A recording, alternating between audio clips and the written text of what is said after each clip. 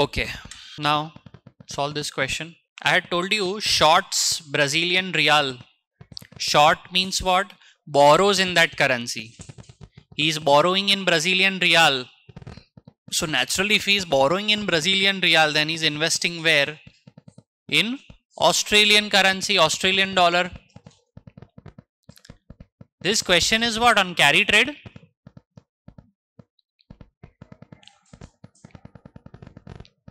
We had done it in class also, but then there's one special shortcut for this question which you need to know. Can I discuss the shortcut? Okay, now again you tell me, in which currency is he borrowing? Brazilian real, and he is investing in AUD. Okay, so AUD is called the investing currency and Brazilian real is called the funding currency. Brazilian real funding currency, AUD investing currency. Now we'll do one thing. He's investing in AUD and the interest rate in AUD is how much? 3.1%. Okay, so that is his return, 3.1% by investing in AUD. Moreover, this 3.1% is called as RFC. RFC stands for shortcut for return on foreign currency asset. Return on foreign currency asset. Now see this quotation, spot rate 1 AUD is equal to 2.1128 Brazilian real in the spot market, and in forward 1 AUD is equal to 2.1388 Brazilian real. Tell me whether AUD has weakened or strengthened from spot to forward. What do you think? Strengthened. That's absolutely right. By now you should be knowing how to identify strengthening, weakening. So AUD has strengthened. Now you guys are an investor in AUD, and I had told you one thing, whenever you invest in that country's currency, you want that country's currency to appreciate, and wow, it is appreciating. So you are enjoying the foreign exchange gain also. In percentage terms, how much? Can you tell me that much? In percentage terms, how much is the appreciation? In percentage terms, the AUD appreciation is 1.23%. Now, percentage calculation you should know.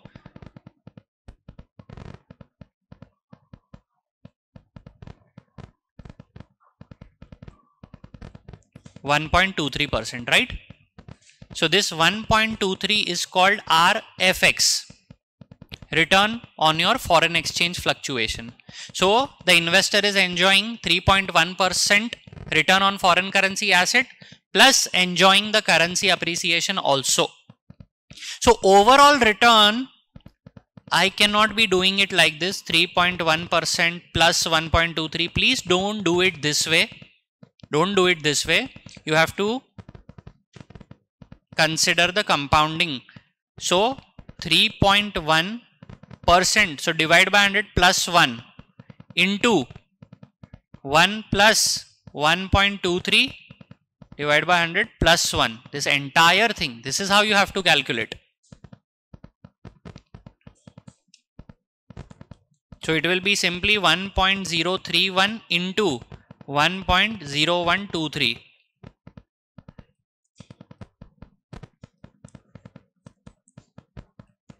And of course minus 1 into 100 finally. That is a given, minus 1 into 100. So 4.37. 4.37. Now this 4.37% which we get after solving this minus 1 into 100, 4.37% is called return in domestic currency. Return in domestic currency. Now this is the return in Brazilian real after incorporating the foreign currency asset returns and the foreign exchange fluctuation. 4.37% is the return on domestic currency. And what was the funding cost? You borrowed in Brazilian real, so you'll have to pay interest. How much is the interest in Brazilian real? So that much interest I have to incur minus 4.1% for interest. So how much are you left with net after meeting your interest obligation? 0.27%. Now guys, this is finally your return, 0.27%. How much was the borrowing? 5 lakh Brazilian real. 0.27% of 5 lakh is how much?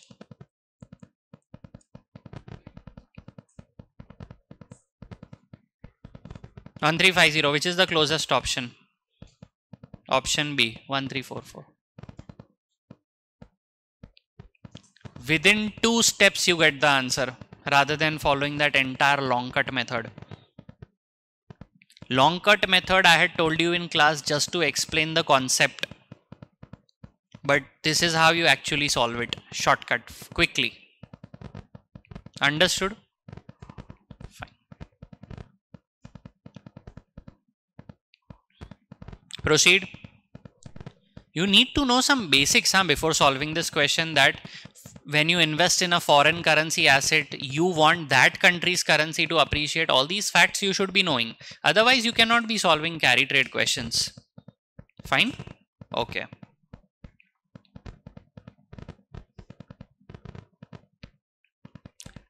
These questions we'll do at last. I want you to do this question. Now, this is a simple question as such, but I have specifically taken it just to make you all vigilant about 1 or 2 points.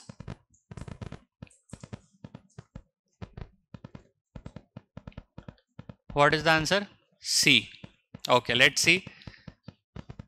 You have to find out 1 year forward points, right?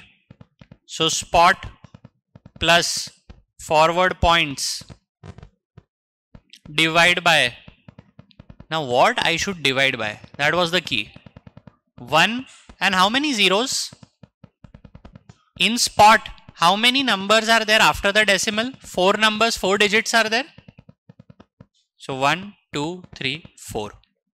Please be careful about this. Is equal to the forward rate. So spot is 1.1605 plus forward points is what I have to find out, is equal to forward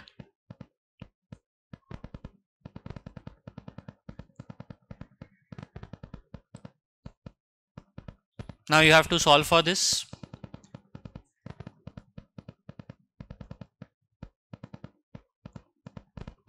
Yes, and then finally multiply it by 10,000, so you get 119.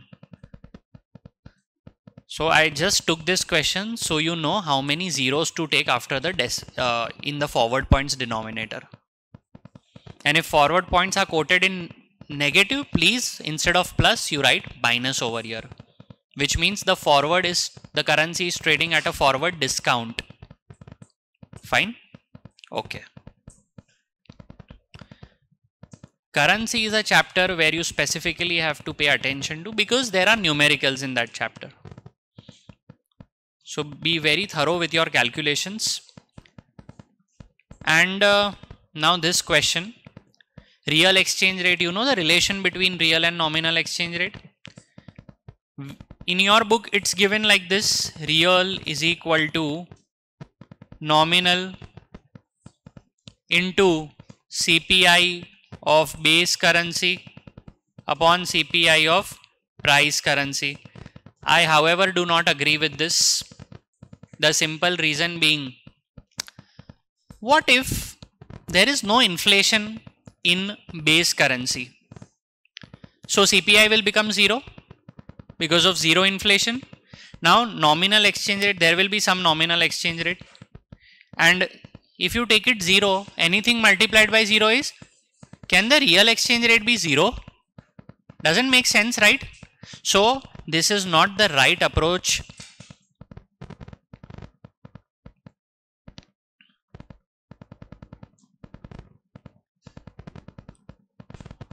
Right approach is like this.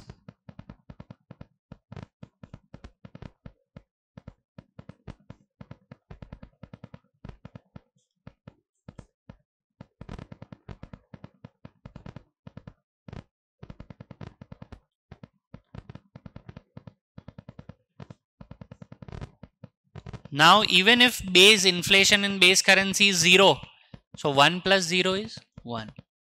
It won't become 0, no? See, these are small things which you should know. Understood this? Fine. Based on this, I want you to solve third question.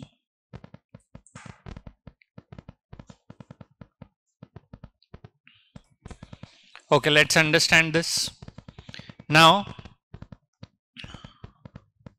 of course, you know how to identify the base currency and price currency. Base currency is always in the basement denominator. So, euro is the base currency. So, what is the inflation in euro? 6%. So, into 1.06. Okay. Divide by inflation in price currency in US, it is 2%. So, 1.02. What about the nominal rate? Nominal exchange rate decreases by 4%. So this will be 1 minus 0.04.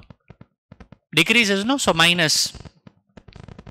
So 0.96 into 1.06 divided by 1.02.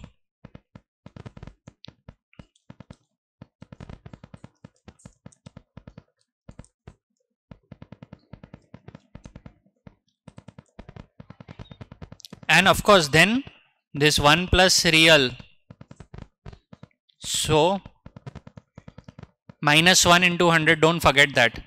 So it is coming to, after solving the entire thing, after doing minus 1 into 100, it is coming to negative 0.23%. The closest is option A, 0%. Understood this? Fine. The important point I wanted to convey was, please take 1 plus and do it accordingly. I told you the reason also why. Fine. Okay. Now, see this question. Again, it's based on the same concept. But here, you know what is the confusion? There is nothing like base currency given, price currency given. So how to tackle such questions?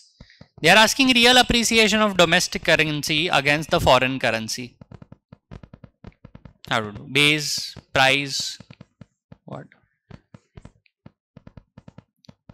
Okay. Domestic currency is the price currency. Fine. Agreed. So, solve it.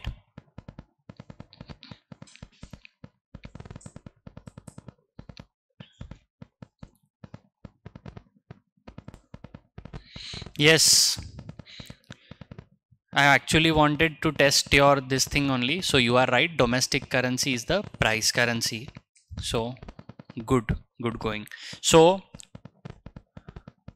1 plus real is equal to 1 plus nominal into 1 plus inflation of base currency upon 1 plus inflation of price currency. So nominal domestic currency has appreciated in nominal terms by 6%. So 1.06 into base currency is the foreign currency, which is 1 point upon 1.03, and of course finally minus 1 into 100.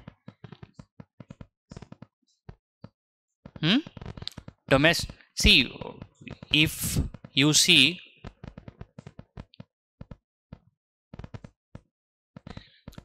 what is the quotation? 80 INR for you, which is the domestic currency, price currency. So usually it is like this. Okay, fine. B 4.97. Option B. Fine. Okay. Yes.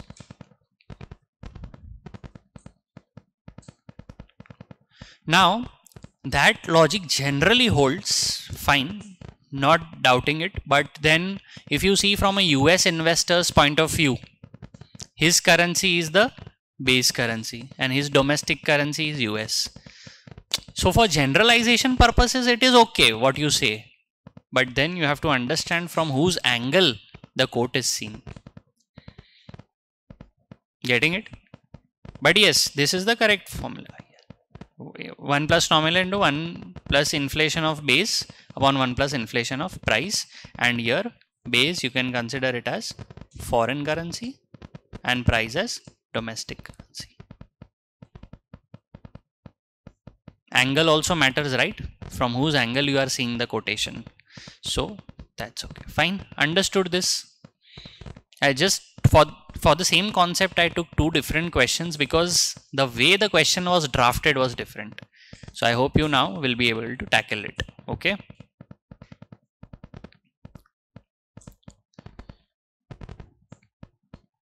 Last question. Okay. Also just want to clarify on this finally.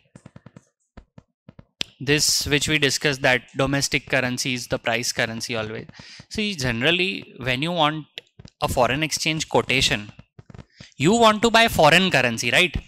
So how will you buy foreign currency? With the help of your domestic currency. So your domestic currency therefore is the price currency. You will get to know to buy 1 unit of foreign currency, how much domestic currency you have to pay. So that's how we can generalize that domestic currency is always the price currency. Fine. I want you to have absolute clarity on this.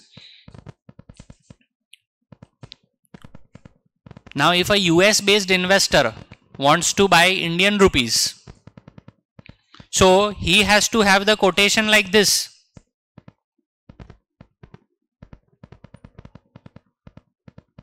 Whatever.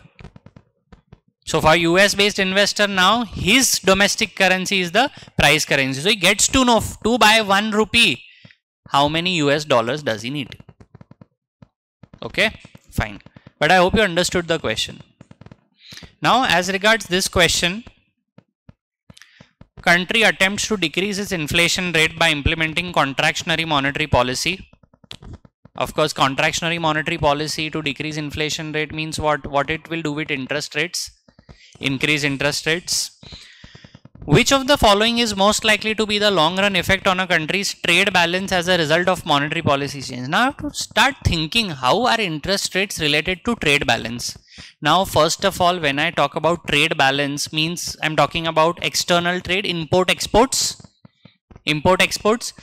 Increasing now import export, again how do you have to think?